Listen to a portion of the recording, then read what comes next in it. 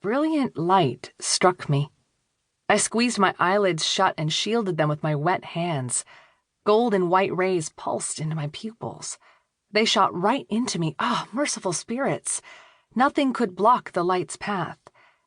Words buzzed in my ears, loud as swarming bees. Luck, Graham, the word bees said. Bless God.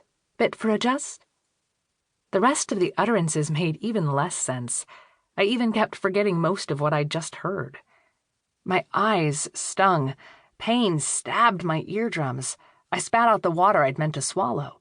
I would have dropped to my knees if I'd not already been on them beside the creek. Blessed saints and ancestors. Only one thing could trigger such an assault of light, sound, and confusion. An important spirit prepared to deliver a big vision. My first major vision ever. "Juanita Elise James Navarro," a deep voice boomed over the buzzing. "Open your eyes and see truth." Open my eyes and see truth. A big vision always came with commands. Wei, the old mystic traveler man in my village, always said so. I was Promise's only other mystic.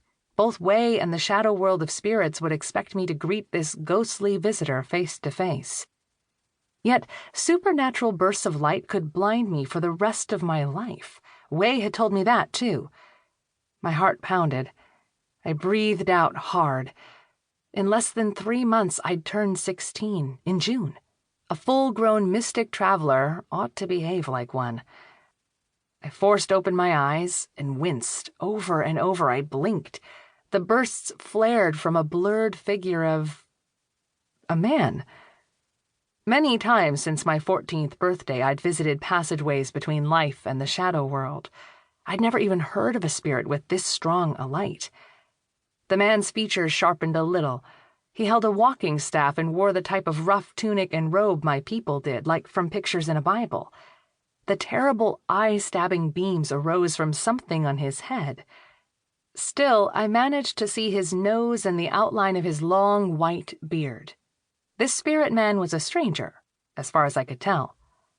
My eyeballs ached, my temples throbbed, my muscles tensed so hard they could have turned to stone. If this light got any worse, blindness wouldn't be an issue. My whole head would explode. "My eyes are open," I declared. "Have mercy upon them, kind sir. Upon me." Nothing eased the spasms of blinking, at least the buzzing stopped. "What truth do you wish to show me? Please be prompt and clear." The light softened and steadied. Thank God and the spirits. Through the man's image, I could see the bush behind him. Glowing spectacles rested against the brim of his flat-crowned hat. Goggles, that's what they were. Gear a modern traveler might wear in a dust storm.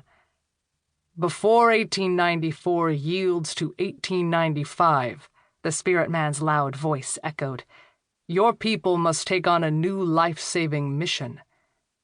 And our old life-saving mission? Surely a spirit with the power of this one knew about the purpose the great hero Moses had given Promise. "Are we to end our prayers about that?"